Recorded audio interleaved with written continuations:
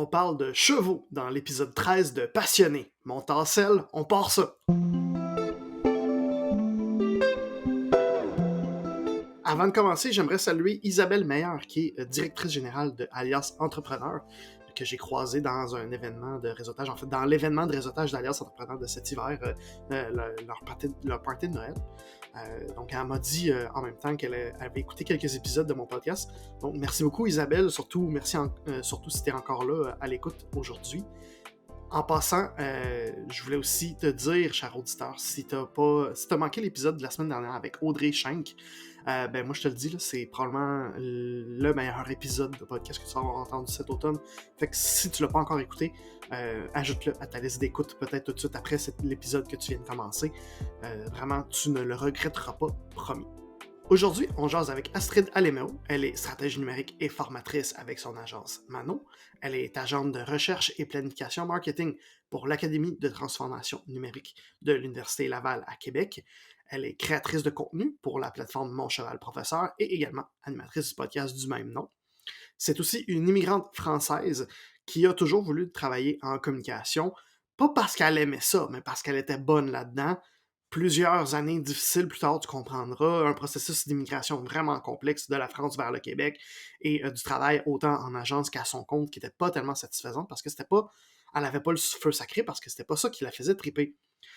Par une collègue, elle a redécouvert sa passion des chevaux, elle s'est replongée là-dedans et aujourd'hui, elle a un super équilibre entre son travail pour les communications, sa passion pour les chevaux, qu'elle est en train de transformer en travail aussi. Moi, je trouve ça vraiment inspirant. Tu me diras si c'est aussi ton cas. Elle va évidemment nous parler de tout ça dans l'entrevue qui suivra dans quelques minutes. Mais avant d'aller écouter ça, j'ai des petits messages pour toi. Premièrement, si c'est pas ta première fois, si c'est pas ta première fois d'être à l'écoute de Passionné, merci d'être de retour. Je t'invite à t'abonner pour ne pas manquer les prochains épisodes. Si c'est déjà fait, en fait, si c'est grâce à l'abonnement que tu as trouvé mon podcast d'aujourd'hui, ben pourquoi pas liker la vidéo si t'es sur YouTube ou mettre 5 étoiles sur Apple Podcasts ou Spotify. Parce que j'imagine que si t'es de retour, c'est parce que t'aimes ce que t'entends à chaque fois que tu l'écoutes. Donc, merci beaucoup et je t'invite à faire ça pour m'encourager. Deuxièmement, si c'est ta première fois, merci de m'essayer. Je suis Olivier Gédé, guide consultant en podcast, et le but de mon podcast passionné est d'être un élément de portfolio pour mes clients, pour démontrer ce que je suis capable de faire dans le monde du podcast. Et deuxièmement, de réseauter et de découvrir des humains passionnés, un peu comme j'ai découvert Astrid dans ce podcast qui suivra. C'est vraiment ça, le concept du podcast, c'est de découvrir des humains passionnés, de discuter de ces passions-là qui les aident à carburer, à rouler à 120 à l'heure, mais aussi à se relaxer, à reprendre un peu d'énergie après des longues journées, après des gros rushs. Et juste avant de terminer, avant de passer à Astrid Aléméo, si tu as beaucoup de podcasts à écouter, un peu comme moi, je te recommande d'essayer la fonctionnalité d'écoute à x1.25 ou x1.5. Moi, vraiment, je suis plus capable de m'en passer. Ça permet de transformer un podcast de 1 heure en un podcast de 40 minutes. Tu gagnes du temps, tu écoutes plus de podcasts, tout le monde est content. De ce pas, allons découvrir Astrid Aléméo dans l'épisode 13 de Passionné. Astrid Aléméo, merci beaucoup d'avoir accepté mon invitation de venir sur mon podcast Passionné. Tu es stratège numérique et formatrice avec ton agence Manon. Tu es agente de recherche et planification marketing pour l'Académie de transformation numérique et tu es créatrice de contenu pour la plateforme Mon Cheval Professeur, qui est ce dont on va parler beaucoup aujourd'hui. Tout d'abord, merci d'être là. Bonjour. Allô, mais merci de m'avoir invité. Je suis vraiment contente de participer. Le sujet de ton podcast m'a beaucoup interpellée quand tu l'as sorti il y a quelques semaines. Donc, je suis très contente. Merci à toi.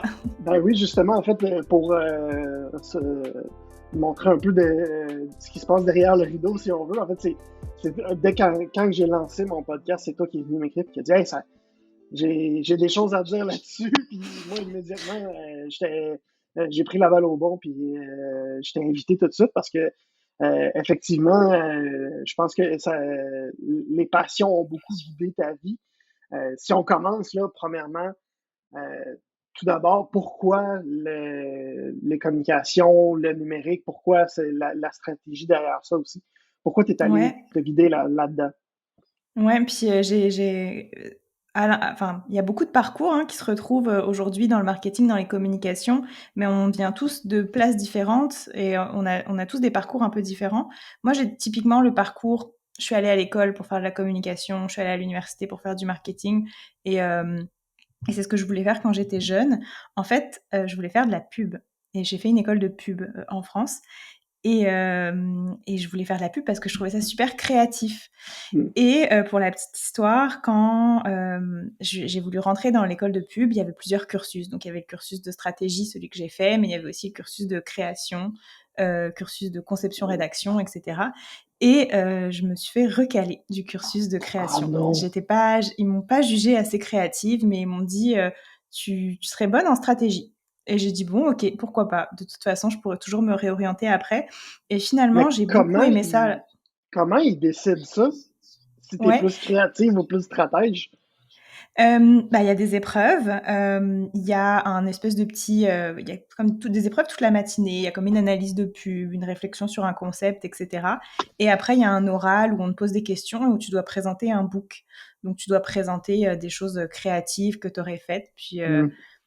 j'ai pas été jugée assez créative, mais je pense que, enfin, il y a rien sans rien. J'ai pas, je me suis pas formalisée de ça. J'étais très contente de rentrer dans cette école-là et j'ai eu une belle expérience là-bas, même en stratégie. Finalement, je suis très contente d'avoir fait de la strat. OK. Fait que là, à ce moment-là, tu étais aux études en France. Oui, c'est Après, ça. après ça, tu es allé travailler, je pense, en agence en France, toujours. Ouais. Euh, c'est juste plus tard que tu as fini par déménager au Québec et éventuellement à travailler à ton compte. C'est Euh, ça. Agence, en fait, en France, j'étais en agence de pub pendant mes études. Donc, nous, on a beaucoup de stages. Dans la façon dont ça fonctionne, on a beaucoup de stages. Et j'ai fait jusqu'à mon dernier stage de fin d'études. Un stage de fin d'études, c'est 6 mois à temps plein. Donc, c'est quasiment, enfin, c'est une vraie première expérience. Et mon premier vrai emploi, je l'ai eu au Québec. Donc, j'ai fait toutes mes études en France, mes premières expériences en France.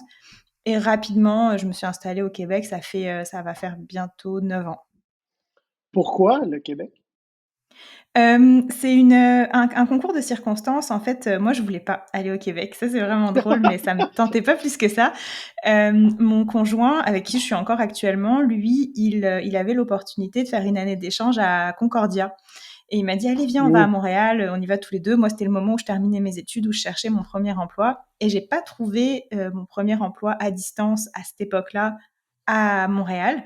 J'ai seulement trouvé quelque chose à Québec. Donc, je suis venue m'installer à Québec, lui à Montréal. On se voyait les fins de semaine pendant 1 an. Et le projet, c'était de repartir à Montréal tous les deux. Et finalement, lui s'est inscrit à la maîtrise à l'Université Laval à, à Québec. Il m'a rejoint à Québec, puis ça va faire 9 ans qu'on est là. OK, quand même. Wow. Ouais. Puis, est-ce que ça a été compliqué, le processus d'immigration en tant qu'étudiant, un couple étudiant qui s'en vient étudier, puis qui s'en va même pas étudier dans la même ville, en fait, là? Oui, oui, ça a été compliqué. Ça a été compliqué surtout pour moi, pour le rejoindre. En fait, il fallait que je trouve un emploi de la France au Québec avant de pouvoir avoir un permis de travail. Et cette partie-là, elle est compliquée, ou en tout cas, elle était compliquée à l'époque. J'ai l'impression qu'aujourd'hui, surtout en marketing numérique, dans le web, c'est plus facile. Mm. J'ai l'impression qu'il y a comme une reconnaissance des compétences en France sur ce genre de talent-là. Et enfin, moi, personnellement, j'ai aidé plusieurs personnes à immigrer au Québec, des gens qui avaient un peu le même genre de background que moi. Parce que des fois, on me contacte et à chaque fois qu'on me contacte, j'aide les gens. Ça arrive peut-être, je sais pas, tous les 2-3 ans, quelqu'un qui me contacte. Puis dans ce cas-là, je l'aide. Et, je remarque, grâce à ça, que c'est plus facile maintenant. Donc, nous, on a eu des permis de travail consécutifs. Maintenant, on est résident permanent et bientôt citoyen. Mais oui, Félicitations. merci. Il y a des processus un petit peu compliqués. Il y a du stress lié à ça. Il y a aussi l'enjeu. Des immigrés vont sûrement se reconnaître dans ce stress-là, mais le fameux permis de travail fermé.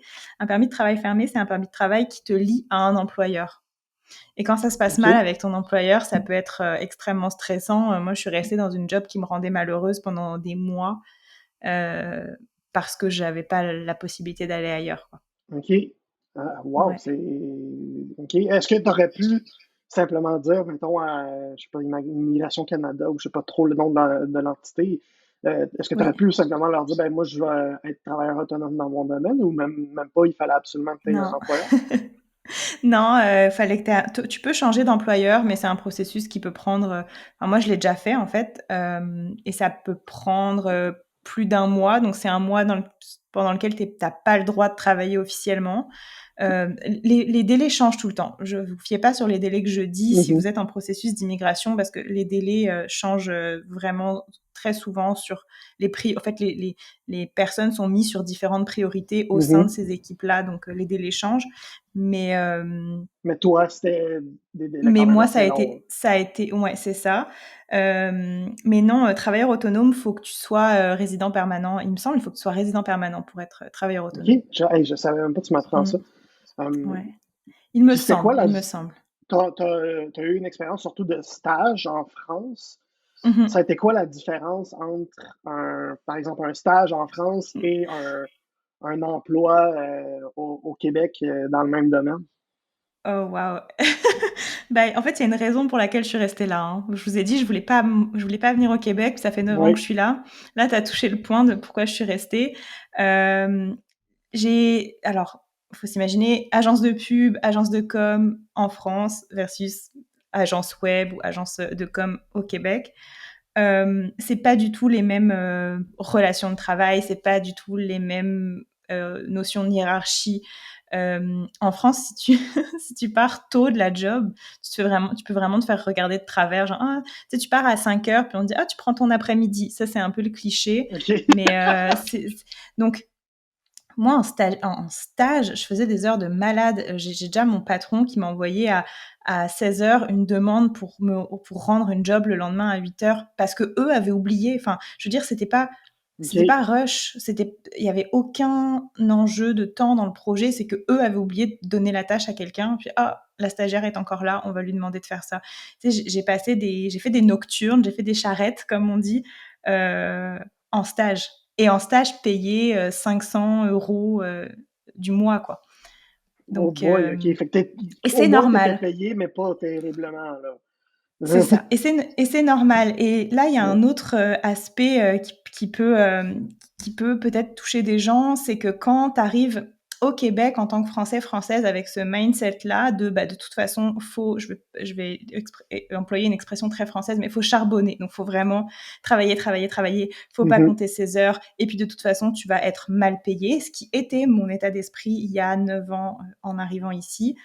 Et ben, tu peux tomber sur des employeurs français, françaises, qui Mm. connaissent très bien cet état d'esprit, qui eux se sont adaptés au Québec, mais qui vont profiter OK. de Je cet état comprends. d'esprit-là. Et en fait, mon premier emploi était payé moins cher qu'un stage en France. Oh my God, Et OK. ouais, enfin, je veux dire, je me suis fait avoir en fait par des employeurs OK. au Wow, Québec. Ouais, c'est pas super trippant, ça.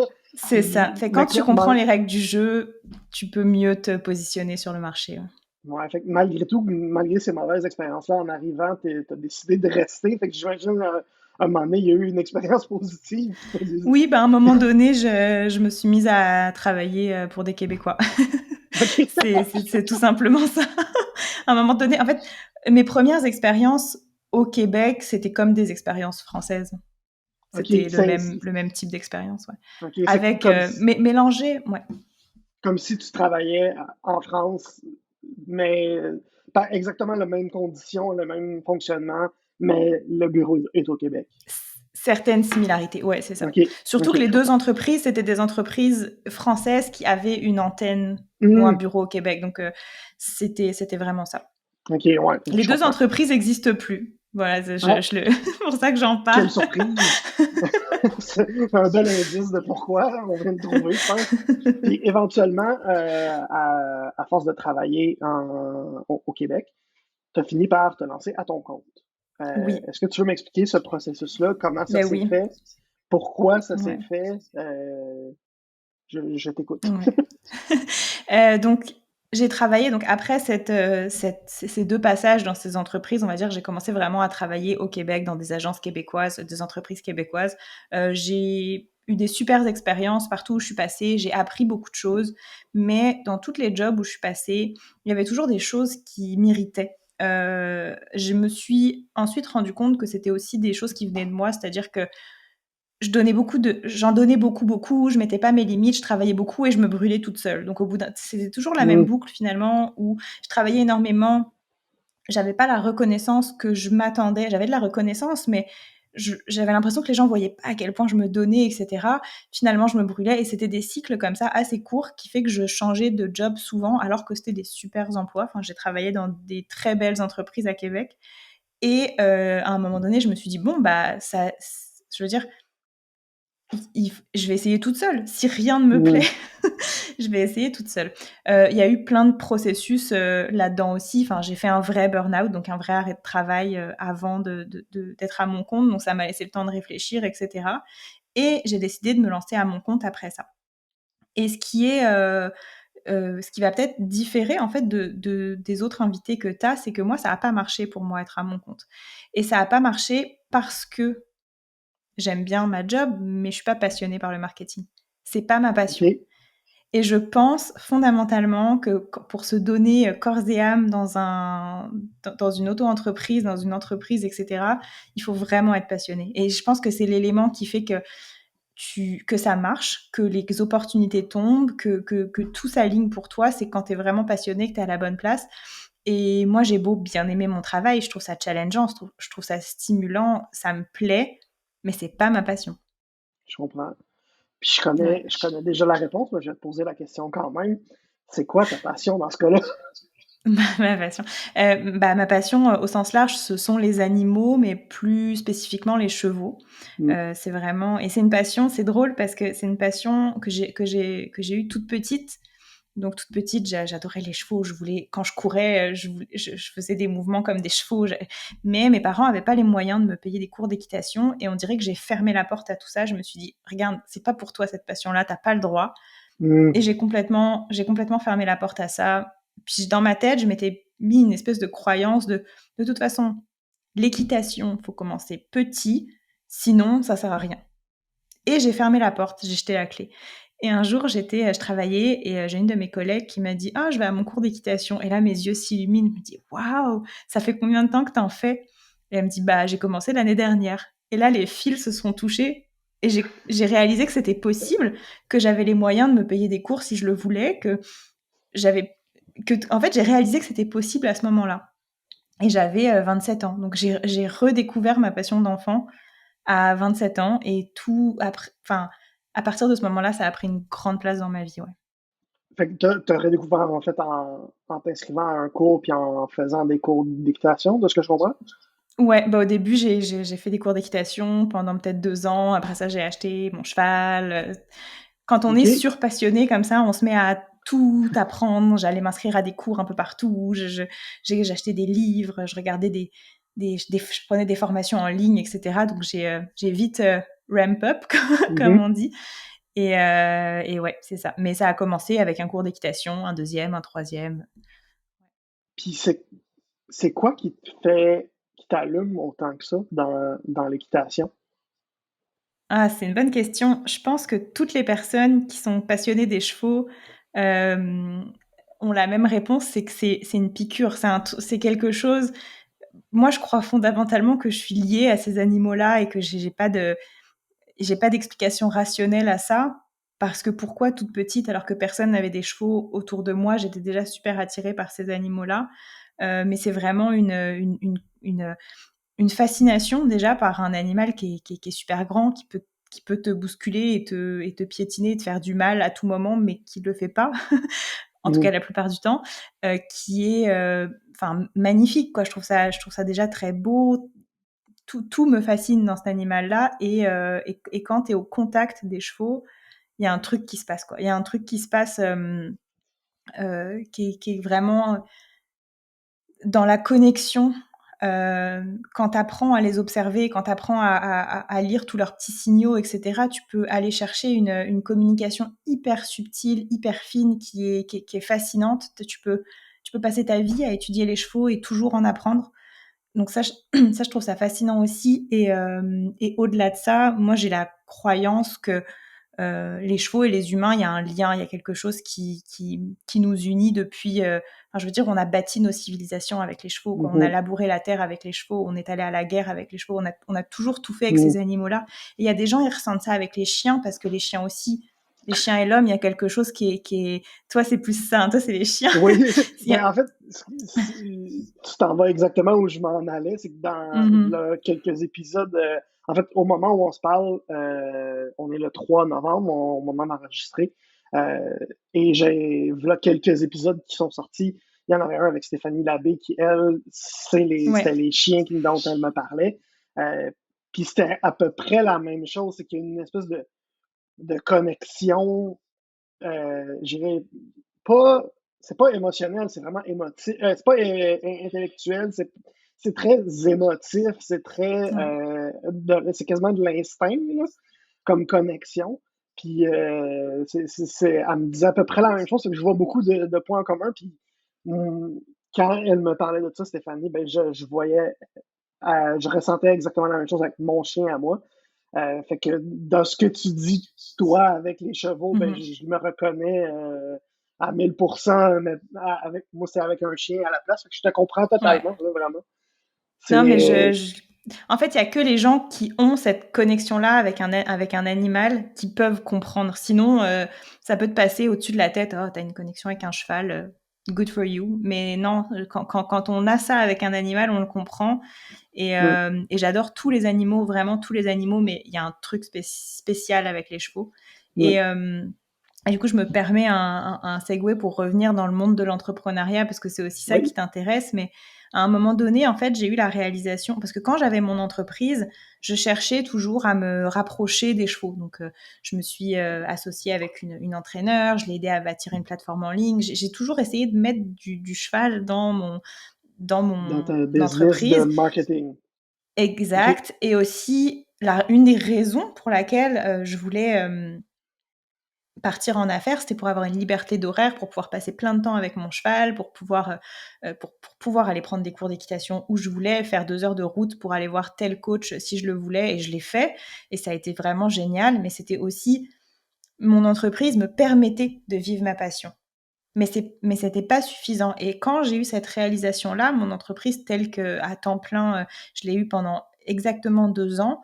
Mais à un moment donné, sur la fin, j'ai eu la réalisation que c'était pas l'équilibre, ça me permettait pas l'équilibre que je cherchais. Et là, je me suis mis à réfléchir et à réfléchir à vraiment qu'est-ce que je voulais faire avec les chevaux. Comment je voulais prendre cette passion-là et la transformer comme dans un projet qui éventuellement pourrait me faire gagner de l'argent, mais au minimum pourrait financer ma passion, parce que c'est une passion qui coûte vraiment cher. Et donc, je me suis dit, je vais me donner 5 ans. Et donc là, on est dans cette première année des 5 ans-là. Je me suis dit, je vais me donner 5 ans pour, pour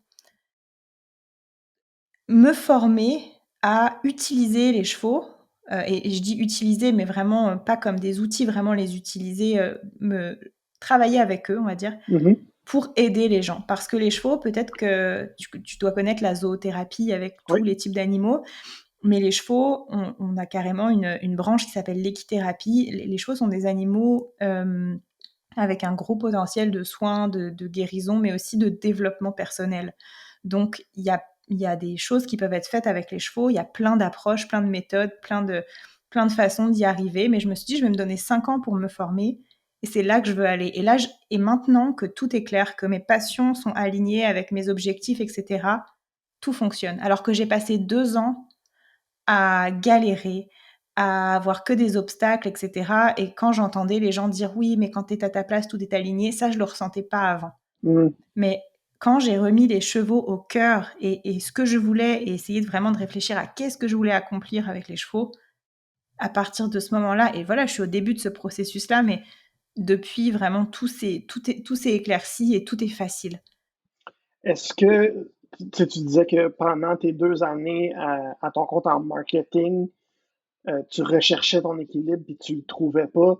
Là, dans cette première année-là, de ce que je comprends, tu l'as trouvé, l'équilibre que tu avais besoin. Oui, ouais. Fait que Ouais, il ressemble à quoi cet équilibre-là? Il se traduit comment concrètement dans ton quotidien? déjà par un emploi, je me suis rendu compte que au stade où j'en étais dans ma vie, être 100% entrepreneur, c'était pas jouable pour moi. Donc un emploi, mais un emploi totalement différent de ce que j'ai eu avant. Donc avant ça, j'ai travaillé soit en agence, soit en grande Mhm. entreprise, style une start-up qui a beaucoup grossi, mais qui a gardé son esprit start-up. Donc toujours dans des environnements un peu work hard, play hard, hustle culture, etc. Ouais. Donc là, maintenant, je travaille à l'Université Laval. Donc, Mhm. exactement l'opposé de ça. Donc, dans une culture beaucoup plus bienveillante, beaucoup plus, voilà, on fait pas d'heures supplémentaires. Si on fait des heures supplémentaires, il faut que ce soit approuvé. Enfin, Mhm. c'est beaucoup plus, j'ai vraiment trouvé le cadre qui me correspondait dans une équipe vraiment qui se soutient, qui travaille ensemble, main dans la main, etc. Et où vraiment on est toujours capable de s'aider les uns les autres, mais surtout dans une équipe dans laquelle on se met pas la pression, parce que j'en ai eu des belles équipes par le passé, mais comme la culture d'entreprise favorise le fait de travailler beaucoup, beaucoup, bah on s'engraine tous un petit peu là-dedans. Alors que là, on est tous un petit peu sur la même longueur d'onde, on fait notre job, on le fait bien, on aime ce qu'on fait, mais les limites avec la vie personnelle, elles sont très claires, quoi. Et ça, c'est la première pierre angulaire de mon équilibre, c'est que j'ai une job qui me soutient dans tout le reste. J'ai une job qui me libère du Mhm. temps, qui me libère de l'espace mental. Je peux sortir, je peux finir ma journée et avoir la place pour le reste. Mhm. Et ça, j'avais pas ça quand j'étais entrepreneur et j'avais moins ça quand je travaillais en agence. J'ai fait des semaines de 60 heures avant en agence. Oh my C'était God. bon, ça arrivait pas toutes les semaines, mais ça arrivait, quoi. Mhm. C'est Donc, juste pour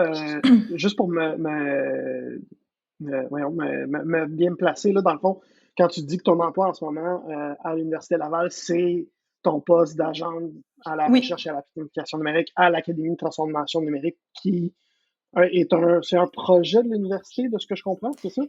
oui, C'est oui, un mot oui. que j'ai déjà entendu, mais je connais pas tant le projet à part ça, là. C'est vraiment dans l'université, c'est une structure de. En fait, on appartient à la formation continue, donc au service de développement de formation continue de l'Université Laval.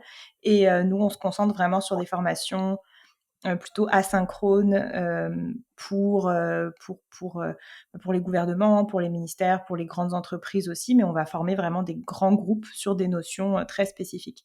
Et, euh, et c'est passionnant ce qu'on fait. Enfin, je travaille juste avec des gens qui sont super passionnés par ce qu'ils font et c'est plaisant, quoi. C'est vraiment plaisant parce que j'ai à la fois des challenges, ça me stimule. C'est comme une petite start-up dans l'université. Donc, j'ai vraiment le meilleur des deux mondes parce que moi, je pourrais pas être fonctionnaire et vraiment faire tout le temps la même chose, etc. Là, c'est stimulant. Je fais jamais la même chose sur des projets vraiment le fun.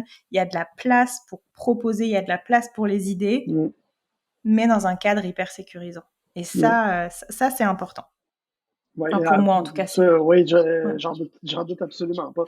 Donc, de jour, tu travailles avec l'Académie de transformation numérique Oui, et, disons, de soir et de week-end, tu fais ton projet d'entreprise c'est ça. par rapport aux chevaux qui s'appelle Mon cheval professeur. Concrètement, c'est quoi ce projet-là? C'est quoi ton but avec ce projet-là? À part, tu en as parlé un petit peu tantôt, là, mais à part utiliser, en gros guillemets, les chevaux pour aider les gens à se soigner, si on veut. Oui. Donc déjà, je rectifie juste un tout petit peu. Je travaille 4 jours semaine. OK.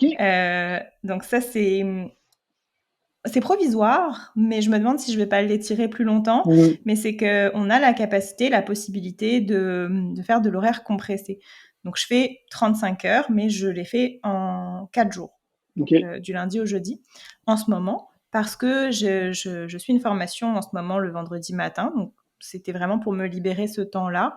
Mais certains de mes collègues font ça à l'année longue, Mhm. sans raison particulière, juste parce que on peut le faire, donc pourquoi pas. Donc déjà, ça aussi, ça aide à libérer C'est le du fun temps pour aussi, le ouais. reste. C'est ça. Donc aujourd'hui, mon cheval professeur, c'est né de ma volonté de connecter avec des gens qui avaient les mêmes façons de penser que moi, parce que là, je parle du cheval en général, parce que probablement que ton auditoire ne sont pas forcément des gens du cheval, mais puis s'il y a des gens qui connaissent les chiens, c'est très similaire, c'est qu'il y a vraiment l'ancienne façon de penser et la nouvelle façon de penser. Dans les chevaux, il y a l'ancienne façon de dominer le cheval, de le soumettre, et une nouvelle façon qui est plus de se dire, bon, bah, je vais collaborer avec lui, je vais rechercher son consentement, etc. Donc, c'est les deux approches. Donc, première chose, j'avais envie de connecter avec des gens qui avaient ces approches-là.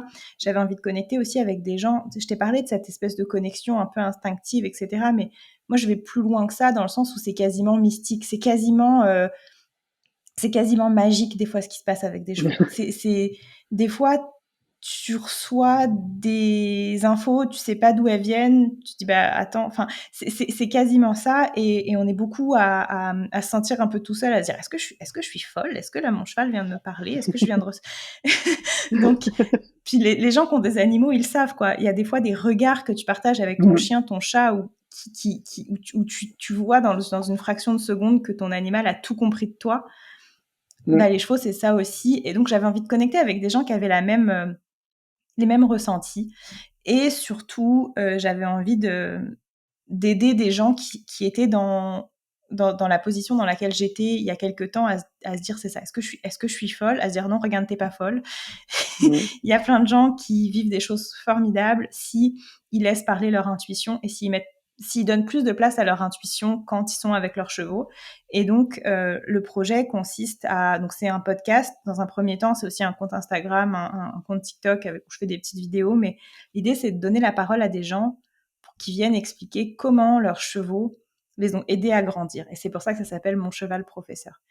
Et aider à grandir, c'est dans l'équitation, comment mon cheval m'a tellement mené la vie dure que je suis passée d'une éducation hyper stricte à une éducation plus douce, parce que j'ai remarqué que ça ne fitait pas avec lui. Ou alors comment mon cheval m'a fait changer ma vie du tout au tout, parce que dans sa façon de se comporter avec moi, il m'envoyait un message très très fort sur des choses de ma vie personnelle qu'il fallait que je change. Et ça arrive souvent. Ça arrive très très très souvent. Donc c'était de mettre en lumière ces histoires-là pour que des gens se reconnaissent et se disent, oh, mais attends, c'est ça qui est en train de m'arriver. Et je suis pas toute seule, et je suis pas folle. c'est vraiment l'ambition du projet. Et puis, ça prend plein de formes. Je te disais que je suivais une formation en ce moment. Je suis une formation de professeur de méditation, parce que j'aimerais essayer d'initier un peu des cavaliers, cavalières à la méditation, pour les aider dans leur relation avec leur cheval, pour les aider à être plus zen, pour les aider à laisser le stress de la vie quotidienne à la porte de l'écurie. Donc, est-ce que c'est un problème voilà, qu'on voit souvent dans ce monde-là? Oui. Oui. Je te dirais que moi, je suis entourée avec que des gens comme moi, que des gens qui pensent comme moi, donc on est très conscient que nos états émotionnels impactent nos chevaux.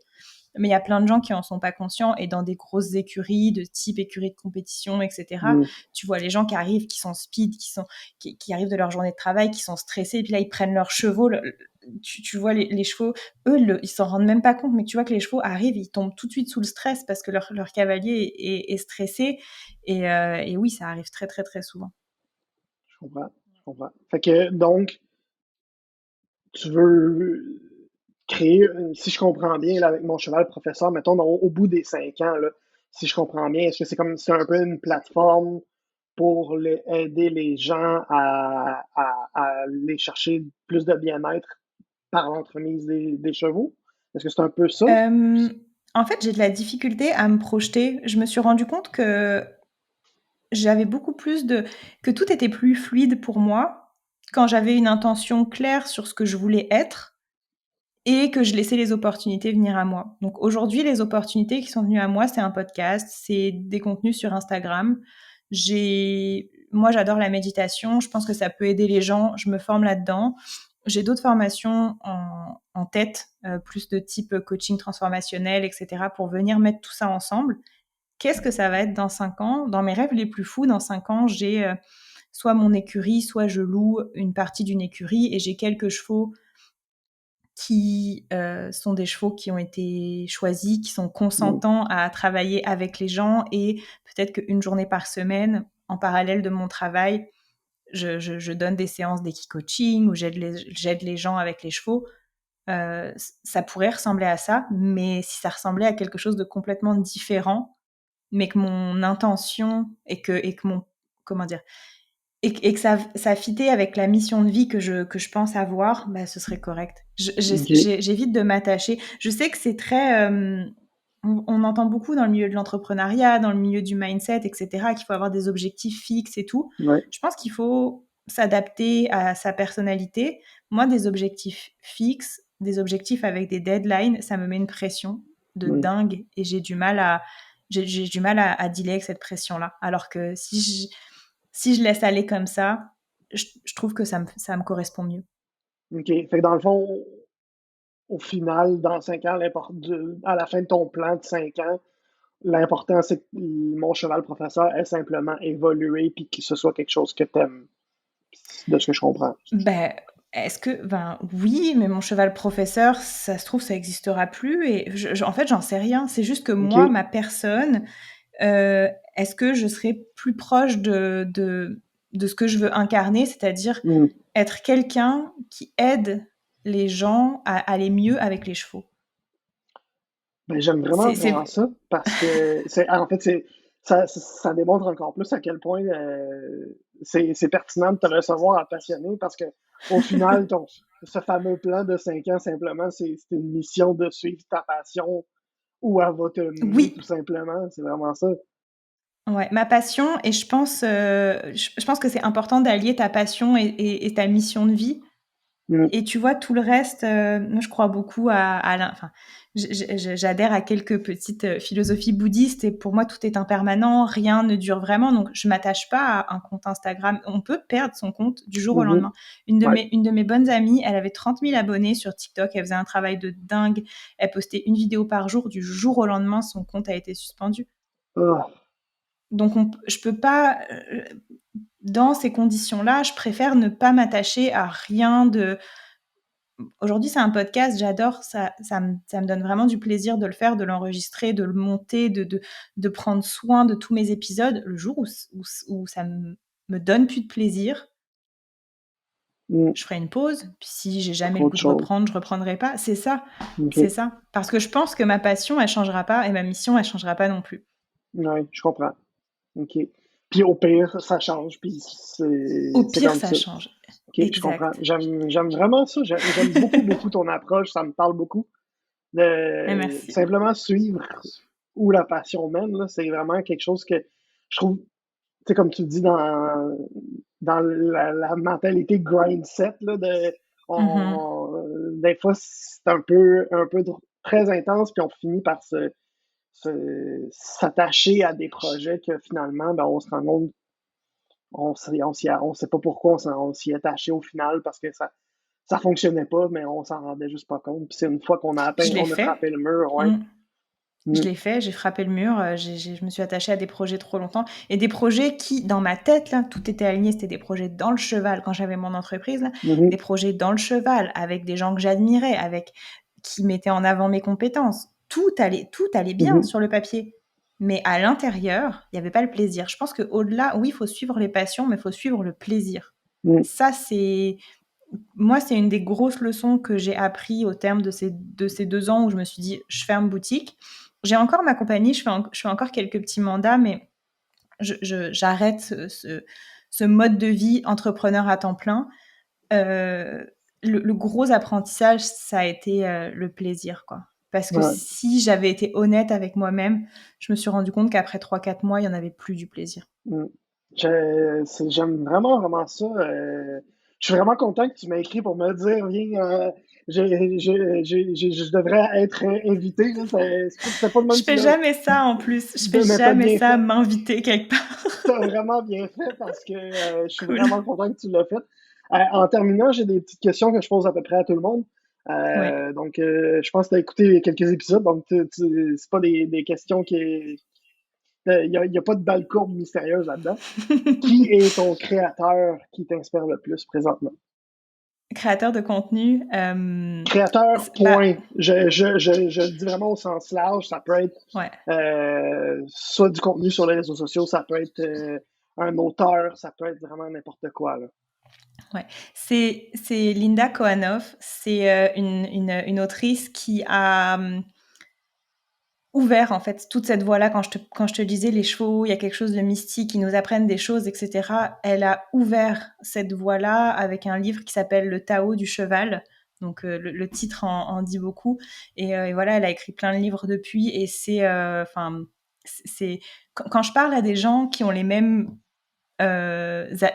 genres de pensée, de façon de penser que moi, on est tous reliés à cette femme-là. On a tous lu un de ses livres. Elle nous a toutes ouvert notre esprit à un moment. Et c'est un trailblazer de ce chemin-là. Et pour ça, elle a énormément de ma reconnaissance et de mon admiration. Et j'adorerais la rencontrer un jour, en Arizona. Est-ce que c'est quelque chose qui serait possible?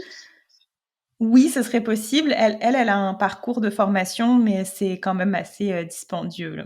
Ouais, ok, je comprends. Mais ce serait possible. Tout est toujours possible. Il n'y a pas de. C'est un petit monde, hein, les chevaux. Je parle à des gens que j'admire vraiment beaucoup et ils sont très accessibles. C'est un tout petit monde. Je comprends. Ah, mais c'est cool quand même, même si ça se peut que ça coûte cher, au moins le reste des gens sont Mais accessibles. il y aura peut-être d'autres opportunités. Il n'y a pas Mhm. juste son parcours de formation qui existe. Si ça doit se faire, Ton, ça se fera. ton coup de cœur des derniers temps, c'est quoi? Mon coup de cœur des derniers temps, j'ai envie de plugger une amie à moi qui s'appelle Manon. Mhm. Son mot, enfin voyons, j'ai mot de passe en tête. Non, son handle Instagram, c'est mccrea. Et ça fait à peu près 1 an que je la connais, mais je la vois se révéler enfin à sa vraie nature et sa vraie passion. Et elle, c'est une artiste. Et c'est aussi une coach. Donc, elle est coach PNL, coach en hypnose, etc. Mm. Mais c'est aussi une artiste. Et elle a mis du temps à se rendre compte qu'elle pouvait allier les deux. Et que dans son art, dans l'art en général, elle pouvait aider les gens. Et là, c'est en train de prendre forme et je la vois aller et je suis émerveillée de ce qu'elle fait et de ce que je sais qu'elle va faire parce qu'elle elle a vraiment le cœur à la bonne place. Donc, c'est un énorme coup de cœur. Très cool. À l'inverse, ton coup de gueule des derniers temps.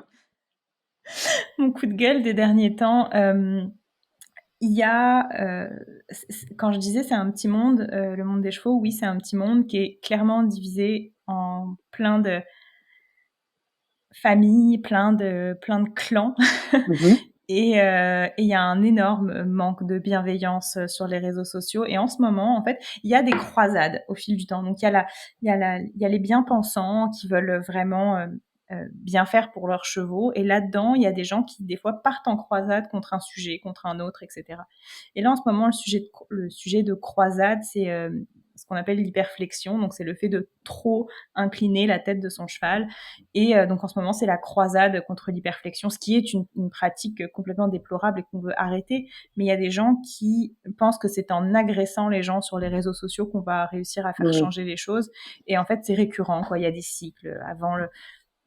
Avant l'hyperflexion, c'était autre chose, et puis c'était autre chose, et puis c'était autre chose. Et en ce moment, il y a quand même des gens qui agissent pour que ces choses-là cessent, mais globalement, aller s'engueuler en commentaire, aller insulter les gens en commentaire parce qu'ils n'ont pas fait quelque chose de correct sur leurs Mm. chevaux, c'est pas ça qui va faire changer les choses. Et donc, un petit peu plus de bienveillance sur les réseaux sociaux en général, ce Ouais, serait ben, c'est ça que je apprécié. m'en allais dire, c'est que c'est quelque chose qu'on voit dans vraiment tout plein de sujets. Souvent, des gens veulent donner plus de poids à leur façon de penser ou à leur opinion, puis ils le communiquent pas de la bonne façon, puis Oui. au final, ils font plus de mal que de bien à leur cause, là. Oui, mais Fait pourtant, ils ont scientifiquement raison.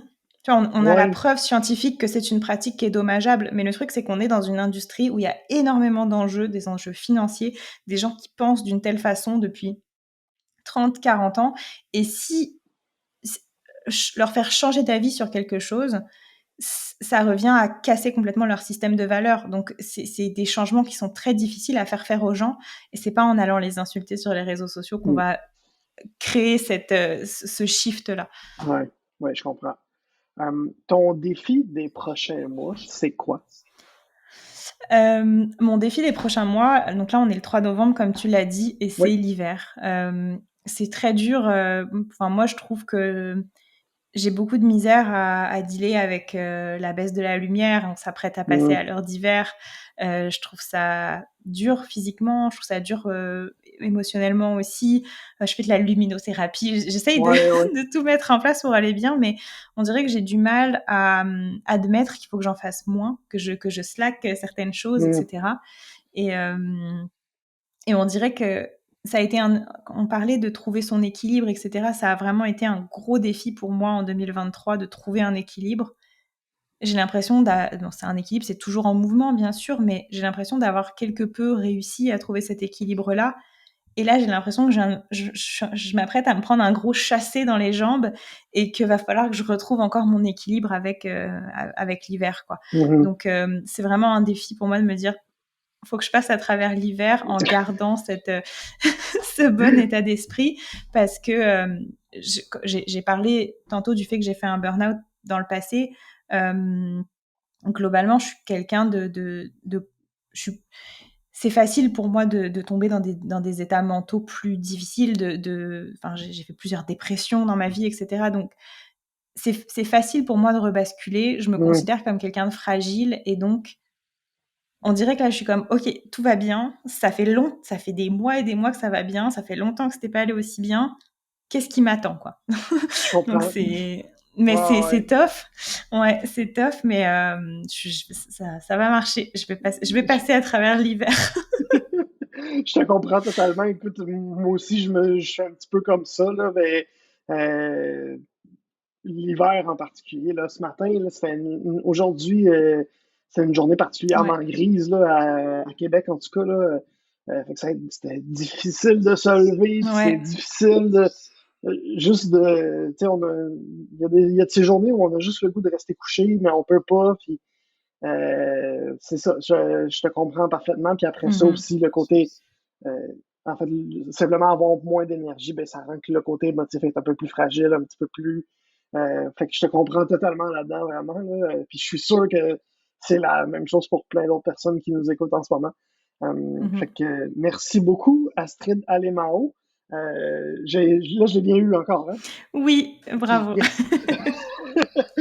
Parce que justement, cette semaine, tu avais fait une publication LinkedIn sur le fait que ton nom se faisait massacrer de toutes les façons possibles. Ouais. Je voulais m'assurer de bien le prononcer. Alemao. Merci beaucoup d'avoir été là. Si on veut suivre toi et ou Mon Cheval Professeur, on va où? C'est Mon Cheval Professeur sur Instagram et sur TikTok. Et sinon, plus pour le côté marketing, c'est Astrid Alemao sur LinkedIn. Parfait. Je vais mettre le lien de ton du Instagram et du LinkedIn en description. Oui. Comme il y a le podcast pouvoir... aussi, j'oublie de le Ben oui, c'est vrai, le podcast, Mon Cheval Professeur. On n'a même pas parlé de ton podcast. Juste rapidement, le podcast, évidemment, va avec le projet Mon Cheval Professeur. Oui. Mais concrètement, les épisodes, si on va écouter un épisode aujourd'hui... Ouais, c'est des entrevues. C'est des entrevues où les gens racontent comment leur cheval ou les chevaux en général les ont aidés à grandir, à changer d'état d'esprit, à apprendre une certaine leçon. Donc, j'essaye de varier un petit peu les thématiques, mais c'est vraiment des apprentissages par les chevaux. Puis ça va s'adresser à qui dans ce podcast-là? C'est surtout des gens qui connaissent les chevaux. Enfin, ça peut s'adresser à tout le monde, mais c'est quand même... faut avoir déjà... Ouais, c'est un podcast pour les cavaliers, oui. Ouais, ok, je comprends. Ouais. Faut avoir quand même déjà connaître un peu ce monde-là. Je comprends parfaitement. Merci beaucoup, Astrid Alemao, d'avoir accepté mon invitation que moi, j'ai accepté de t'inviter. Merci à toi. Merci beaucoup. C'était un très bel échange. Oui, vraiment, je suis vraiment content. Puis, tu as été très généreuse et je l'apprécie énormément. Merci à toi. Un énorme merci à Astrid d'être passée à mon podcast Passionné. En fait, merci surtout de m'avoir écrit pour me proposer tes services comme invité, si on peut dire ça comme ça. J'avais vu passer Astrid sur Instagram, mais je la connaissais pas plus que ça. Euh, et c'est elle qui m'a écrit après quelques épisodes difficiles pour me dire « Hey, j'aime ça, ton podcast, je serais curieuse de savoir si tu cherches des invités pour ton podcast, parce que j'aime vraiment ça, puis je pense que j'ai de quoi apporter. » Et effectivement, tu avais très raison, Astrid, je suis vraiment content. Je ne cherchais pas nécessairement à de nouveaux invités. En fait, le but au départ de mon podcast, c'est d'avoir 12 épisodes. Et j'en ai fait 13 finalement dans cette première saison pour inclure Astrid. Je suis vraiment content, Astrid, que tu m'aies écrit, que tu te sois proposé comme ça. Vraiment, je suis super content de t'avoir découvert et puis d'avoir fait un petit peu de place pour toi. Vraiment, là, j'ai absolument aucun regret, ça c'est sûr et certain. Cher auditeur, j'espère que toi aussi, t'as pas de regret d'avoir été à l'écoute jusqu'à la toute fin de l'épisode. Si, au contraire, t'es encore à l'écoute, j'imagine que c'est parce que t'as apprécié ce que t'as entendu. Alors, pourquoi pas mettre 5 étoiles si t'es à l'écoute sur Apple Podcasts ou sur Spotify, ou si t'es sur YouTube, mettre le pouce en l'air. Ça me permet de dire aux plateformes que ce que je fais est écouté, est apprécié et suivi. Donc, ça me permet après ça d'aller toucher plus de gens. Donc, ça m'encourage énormément. Tu peux pas savoir à quel point un seul 5 étoiles peut tout changer dans l'algorithme, en fait. Peu importe sur quelle application tu écoutes. Si tu veux en découvrir davantage sur Astrid, je t'ai placé quelques liens en description du podcast. Tout d'abord, son compte Instagram, où tu pourras entrer en contact avec elle et la suivre dans ses projets. Et deuxièmement, les liens vers son podcast Mon Cheval Professeur, qui est vraiment, on n'en a pas énormément parlé, mais en fait, c'est vraiment une super belle plateforme où on peut découvrir d'autres passionnés de chevaux. Donc évidemment, il faut que tu sois passionné de chevaux pour aller écouter ça. Mais si c'est ton cas, vraiment, je t'invite à l'écouter. Je suis certain que tu vas apprécier. C'est tout pour cette première saison de Passionné. Je te reviens en pleine forme en janvier. Si tu veux savoir quand exactement, ben fais juste t'abonner. Hein? Comme ça, tu vas être sûr de ne pas manquer le premier épisode de la saison 2. J'ai mentionné Isabelle Meyer en début d'épisode. Ben, beau hasard, c'est avec elle qu'on va commencer la saison 2 en janvier. Donc, tu peux t'abonner pour ne pas manquer le premier épisode avec elle en janvier. Ou sinon, tu peux juste venir me jaser sur LinkedIn. Le lien est aussi en description du podcast. Tout ce qui me reste à dire, c'est merci beaucoup d'avoir été à l'écoute. Bon temps des fêtes et à très bientôt.